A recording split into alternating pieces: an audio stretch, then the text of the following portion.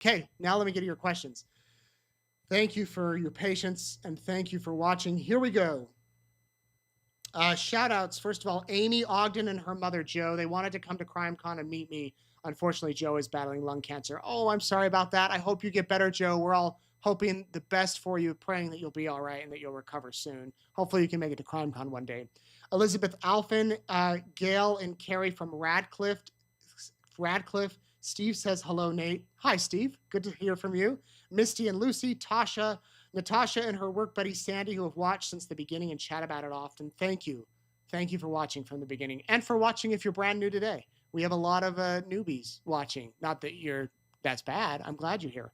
Alex Lemoyne, the graphics you see here on Courtroom Insider, you can thank Alex for those. That's our digital creator. He's a great guy and he does so much. He's from France. Many of you see him on our Secret Santa videos, especially a lot of you ladies are like, who's the Frenchman? That's Alex. Ricky Beavers, Alex Howard, another Alex. Javier De Jesus, thank you, Javier. Marsha Colette, Deanna Roughton, and Nate Eaton for his amazing coverage and your fast, accurate, typed updates. Well, thank you. I appreciate that. We have people watching tonight on the Crow Reservation in Montana, Cody, Wyoming, Guam, India, Puerto Rico, Chula Vista, California, Lancaster, the UK, Waite Park, Minnesota, Pocatello, Idaho. Good to see you, Pocatello. Belfast, Ireland, Vienna, Austria, in the beautiful hollows of Southeast Kentucky, Germany, and Salt Lake City, Utah. Bless you. Thank you. Thank you. Thank you to all of you who purchased East Idaho News swag. I want to see your shirts. If you've ordered them, please send a photo in because we'll start showing those here in the evening. Let me get to your questions. Lisa. Oh, Lisa, I'm glad you asked this. I was going to bring it up. I'd like to know if you think Lori Vallow has a black wedding ring on her left finger. I've been trying to see what you think. It's not a ring. One moment, please. It's a hair tie. And she's done this before. She did this in Idaho. She takes a hair tie, puts it on a ringer to signify that she's married. She's made this very, very clear from the beginning. I am married to Chad Daybell. He is my husband. I'm his wife. So yes, that black ring band on her finger does signify that it is a marriage thing. Alina, did Alex Cox self-inflict an injury to the back of his head and claim to police that Charles Vallow attacked him with a bat? We don't 100% know how the injury got there, but one would assume. He was in the house for nearly an hour, 50 minutes, and between the time, we don't know the exact everything that went down in that house, other than what the videotapes interviews have said and what Lori has said. So, yes, I would imagine he did give himself the injury. Mary asks if Chad can watch this trial. Good question. I bet he could. If it's on, he has a TV. If there's programming, they don't get court TV in the jail, as far as I know, in the prison. Maybe they do. I don't think they have cable though. I think you get like 10 stations. And I guess he could watch it if it's there. They're not going to restrict him. Pam, when Lori is found guilty, can the judge order she not teach any more classes in prison? No, he can't do that. I mean, I guess he could, but what they'll do is put her in isolation, and she'll be moved to Pocatello, and she'll kind of be able to do what she wants. Is there a date set for Brandon's case, and can people attend? Tess asks. Yes, there is a date. It's going to be the first 2 weeks of June, and it's going to be Monday to Friday. I believe it starts opening statements. They're planning on June 2nd, and they'll pick, I believe they're doing the jury the few days before, the last week of May. There's a possibility, it sounds like, if this trial wraps early, they might move it a bit because the judge has some trainings in June. So that's what we'll see. But yeah, and you can attend that one too. Genevieve, if Lori is combative to the point she's doing contempt of court, will the advisory lawyers take over?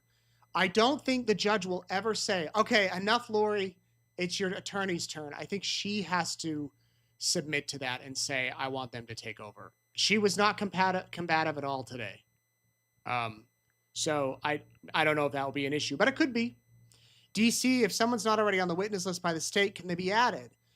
Are Melanie and Colby on the state's list? No, Melanie and Colby are not on the state's list. Neither Melanie Gibb nor Melanie Boudreau-Pawlowski. I believe they can. I think you might be able to add witnesses. if they learn new information. I'm not sure, though. You'd have to give both sides a chance to respond. So I don't think they're going to add any more witnesses, but that's a good question. Let me do some research and try to find out. Brandon asks if Charles's son will be there to testify. Sons, no, he has 2 sons. We haven't seen them. They are not here. I don't expect we'll see them. Perhaps, maybe we will, but they won't. We won't see them to testify. Had the children not been killed, Jenna asks, would Charles and Tammy have gotten the justice they deserve? You mean if just Charles died and then Tammy died? That's a good question. I don't know. We'd have to see. Sarah, is there any proof of Tylee's pancreatitis or the seriousness of it? She did have it. We know that for sure. She did have it. She was in the hospital a lot. I don't know if a lot is an accurate term. Regularly or frequently, commonly, I don't know. She did have it. As far as the severity of it, I've heard that it was severe, but not like majorly life-threatening at times. Matthew, does Lori have to be careful not to mention Chad because it could bring charges to him in Arizona? No, they've said that they don't believe they have enough evidence. They don't believe they have enough to get a conviction on Chad in Arizona. That would be wild if that changes and they do decide to try him. I doubt they will at this point. He's on death row in Idaho. It would just be another trial. But, who knows? We've done 3 now. We have 1 more. Maybe we'll do 5. I know you all would watch, right? What do you think of the balance of the jury? Lynn says, there's definitely more men than women. One of the person that left today was a man. So we're down to 12 men, 3 women. I don't know how on purpose that was. That's just how it shook out. Different age groups, different variety, different races. The jury seems intently focused today. During the opening statements, they were looking ahead.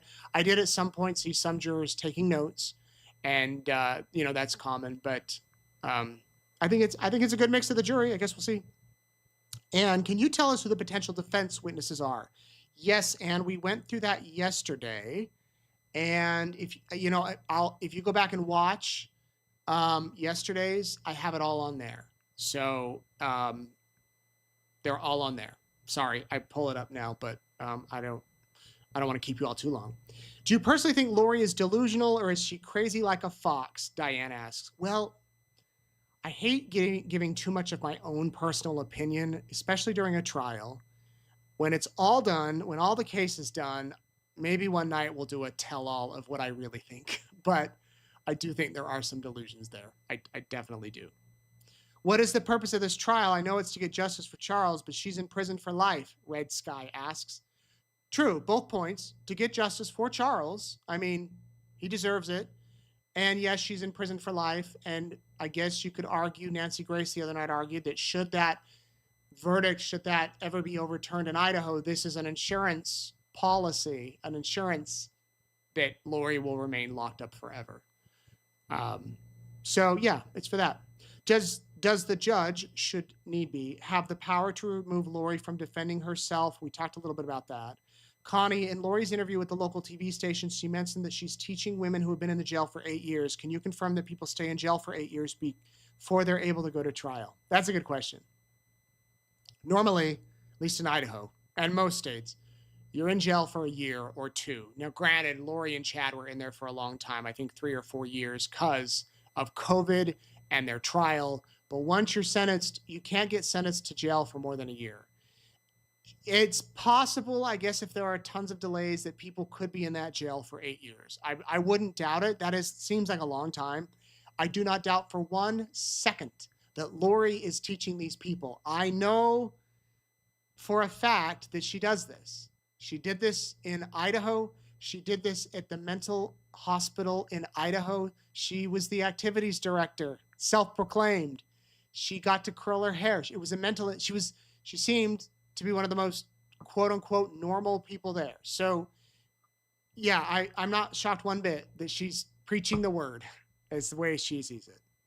Melissa asked, do I think Tylee know that Alex was going to kill Charles? Do you think they rehearsed it? I've wondered that, Melissa. I don't know. I don't know if it was rehearsed. I don't know how much it played out. Clearly, Lori and Alex were in the know. I don't know how much Tylee knew. If the judge presiding over the trial changes, does the new judge get to decide if Lori can represent herself? Also, she can't represent herself with the appeals right. Second question, she'll have appellate attorneys, at least in Idaho she does. They're assigned the case. Their job, it's not like they do a whole separate trial. Their job is they review the record. They read every single word. They read what the witnesses say. They review the evidence, things like that. She won't be her own appellate attorney. She might waive all appeals and just say, nope, I don't want to appeal, and that's that.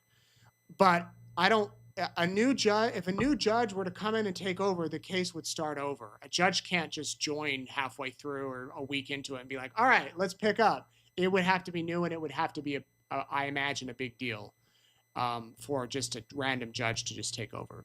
Jimmy asked why Lori isn't facing the death penalty in Arizona. It's because this is a conspiracy. For death penalty, it needs to be first-degree murder with aggravating circumstances. For instance, you kill a cop. The crime is extremely heinous. Children, you torture someone. This is a conspiracy to commit murder, so it's not a death penalty case. Mickey asks if Lori's parents are attending the trial. Haven't seen them yet, but they are both on her witness list. So if they're going to testify for her, they can't because there's an exclusionary rule. You can't be in the courtroom. If she's locked down 23 hours a day, how on earth is she preparing for her trial? How is she teaching aerobics? Patricia asks. That's a good question, Patricia. There seems to be a lot of contradictory information that comes out of Lori's mouth. I'll just say that. Can she sue her co-counsel if Lori loses? No, I don't believe she can. That's from Ray. The judge was very clear, too, when Lori agreed to be her own attorney. He was very clear and made out like, you understand, your advisory council have years and years of experience. They can help you. You sure? So they laid that out. Riv asks, I was recently certified for CPR. If you're certified, you're obliged to help. Lori was a fitness instructor, so she had to be certified. It's required. Thoughts? I don't think giving CPR was at all anywhere on Lori's mind. But I guess if it's true, if she was CPR certified, the prosecution could raise that about why she didn't give CPR and her husband. But yeah, I don't know if that'll come up. How come there was video but not audio for some of the trial today? Tess asked. That's just the way that the prosecutor played the video. I didn't play all the audio, maybe because it was hearsay. It was the cop having a conversation with someone else, and they were able to play the part with Lori because Lori was there in the courtroom. Do you think the prosecution will be using body cam of Charles' encounter with police the night he was murdered? I think you mean well, they played body camera today. I don't know that there was video of Charles encountering with police the night he was murdered. There was early on, but he wasn't murdered that night. He went to the police for help. They might play that. I'm not sure. Pam asked where Larry Woodcock is. Larry stayed home. He's going to be home for this trial, watching from home. Spoke with him the other day. And Kay's here. They're caring for a family member. And so, yeah, he's there. We miss him. Do you think Lori shaking her head vehemently was to play the jury into not believing the state's accuracy? McKinsey asked. I think so. I mean, she's also a reactionary person. I think she shows her reactions and nodding and no and showing her face. So perhaps, will your recaps during the trial continue? You bet your bippy every night. I will do it here live on Courtroom Insider, and I'll also be doing the live updates. My wrists will hate me. I'll find like a massage therapist on Fridays to rub out all the knots on my wrists. We heard a slam like a book. Was told it was Lori. Was it? No, I don't think so. I don't know what that means, but I don't think so.